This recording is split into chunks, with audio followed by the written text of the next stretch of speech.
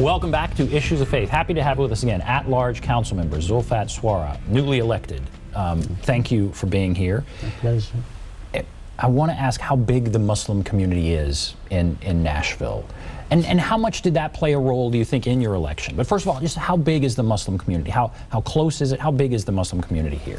The Muslim community, I believe it's about maybe what we estimated it to be is about 30,000. We're saying about 40,000 in Middle Tennessee, but about 30 within Nashville, Davidson County. We have the largest Kurdish community outside of Kurdistan here in Nashville. We also have a large population of Somalians here in Nashville.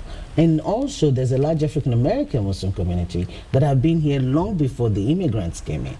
And so sometimes people forget about that. And so that's a big part of our community as well. And so yes, the Muslim community is very diverse in terms of culture, in terms of language. And so, but we are, like every community, working to work together. That's what we're working on, and I think we're doing a better job of it. And the essence of diversity means having different voices at the table. Yes. And you will now represent a voice that hasn't been in the Metro Council at that table ever. Yeah. And so what can you bring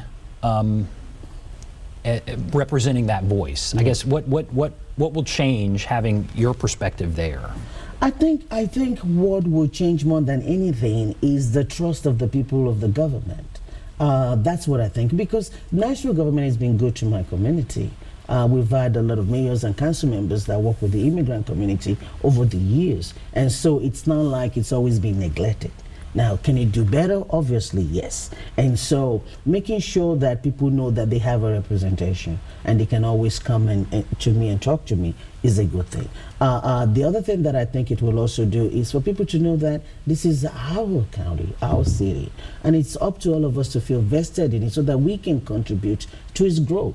And I hope that I can help other immigrants, not just the Muslim community, feel like this is home. What do we all need to do collectively to be able to make sure that this place works for everybody? And so that's what I'm hoping that would do. In terms of the actual voice, one thing I love about my campaign, and I still say this, is that it's very diverse. It was not just the Muslim community that helped me get in. If it was just the Muslim community, I would not be here. And that's the fact. It was Muslim, it was non-Muslim, it was Jewish, it was Christians, it was black, white, gay, straight, it was everybody. And so I have to continue to remember that, because I want to be the voice of everybody that voted me. And so I'm not just going in to be that Muslim representative, no. I'm going in to be the representative for all Nashvillians. And you said that on the campaign trail. I said that. You do the numbers. Saying that. You do the numbers, and you're right. If it were just Muslims who voted for you, you wouldn't make it. No, I would not. I would not. And I think that's what I love about it, and that's the way it should be. When we're talking about diversity, we're talking about diversity and representation, right? And so the voices that ought to be presented is everybody. And so for me, right from the onset, that's what I wanted to bring to the table. When I had my swearing in, I had a rabbi, I had a pastor, I had a priest, I had an imam, because I wanted to start that way as well. That all of Nashville, at least the 34,000 that believed in me, knows that they have a voice with me. And even the one that did not vote for me, I want them to know that I represent them as well, and that it has to be all of us as a collective. You immigrated here, as you said, in 1993, I believe. You came to Nashville in 1998. Yes. And there was a period, and your husband's a doctor, yes, right? He is. And you're a CPA. Yeah. But there was a period where you didn't have a job. Yeah. And what did you learn about Nashville in that period? It's one of the reasons why, and I know it sounds like a cliche, but it was one of the reasons why I ran. Other than I'm a CPA, I can help with the budget, but this is a community that has given me so much, and I have something to give back. I can use my professional skill to help this community. And so at that point in time when it was a period of 6 months where we did not have a job. My firm, I worked for KPMG at the time. The KPMG as a firm gave me a loan. The partners, Ali McGinn and a whole bunch of them, came together and gave me a loan. I had friends that actually gave me money, that loaned me money. The lady that I was renting my house from actually allowed me to delay the rent for a couple of months. I mean, it was just unbelievable. I had people cook and bring to my house. I had people that just strangers just helping us. And I always tell everyone that when you read the story of the CEO that ended up homeless, you know, it's not because they were not smart enough.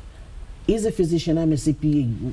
I think we're smart, but circumstances sometimes doesn't go your way. But the people that end up on the street, you know, it's because maybe they were not as fortunate to have people that helped them like I did. And so I want to help other people. I would never forget that. My story sitting here could be different if those people did not help me. And that's one of the reasons why I love this city so much. When the attack started, I almost stopped and said, I'm not going to run anymore. No. I love Nashville too much. And I think that I can help in this conversation, and I want to. So that crossed your mind. When those attacks started, you thought about, I may get out of this. It did. Especially when you have kids, you start thinking, really? You know, do I really want to put my life on the line? Is it something that, but I decided no, because one, I know it was just a few people. The majority of Nashvillians were not that. Two, I know most of them were not even from this area. And three, I realized that if I do that, then they've won. And that's not the way it should be. We should not let fear dictate what we do. And so I'm glad that I did not.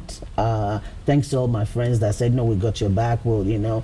And so I'm glad that I did not. And so I'm glad that I'm here. So that was during the campaign, and that was obviously a difficult period in the campaign. Yes. Now you've won.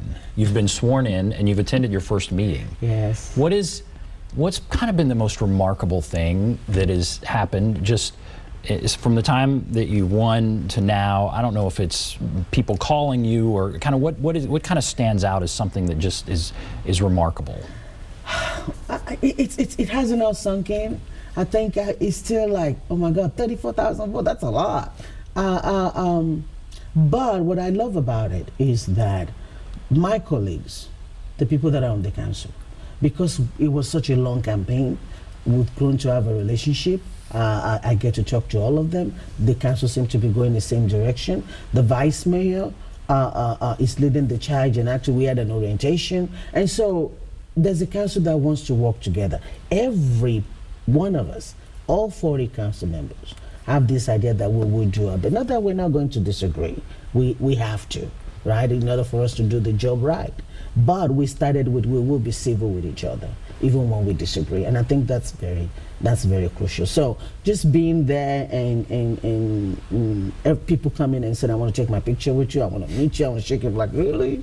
It's still me. But if I do inspire some kid out there to be able to say, yes, you can do it, then I'm glad. And we're down to about a minute left, and I haven't asked, what are your priorities? You're a CPA. Is the priority the budget? What is your priority? Well, the three things I ran on is community-based budget. It makes sure that our budgeting mechanism asks people that we involve the community in how we decide where we spend our money. I think that's very important. So the budget is big for me, but it's not just the numbers. It's about making sure the numbers ties to the issues that is important to the community. It has to go hand in hand. The second thing is education. Education is very big for me. We cannot talk about development without talking about the education of our kids. How do we make sure that we fund our schools equitably? Is it the same thing that Bellevue and North Nashville and Antioch needs? No. But why do we need to look at the needs of each area and make sure that we're doing the right by our kids? The last thing that I ran on is a livable wage. There are a lot of people that are working hard to grow this city, and this city is growing. How do we make sure they're not left behind?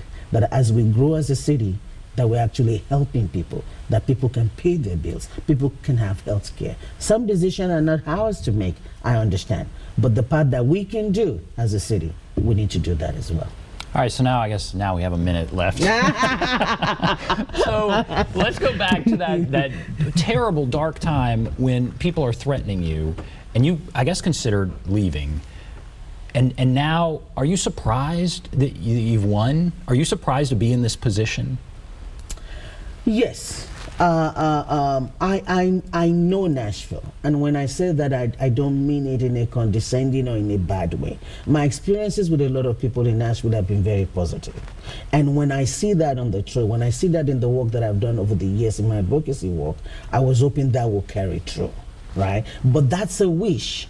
You really don't know until it happens. And when those people start attacking, there's a little thing at the back of my head thinking, are they going to get to people? Because at the end of the day, some of these people, it's about not knowing. There are people that are out to do stuff, it doesn't matter. But there are people that just don't know. And sometimes when you don't know, you could be persuaded either way. And so knowing that the dark voices did not win at the end of the day was very good for me. Thank you so much. Thank you. You for coming on Thank you for and having sharing me. your perspective. Thanks for watching Issues of Faith. Have a great day, everybody. Thank you.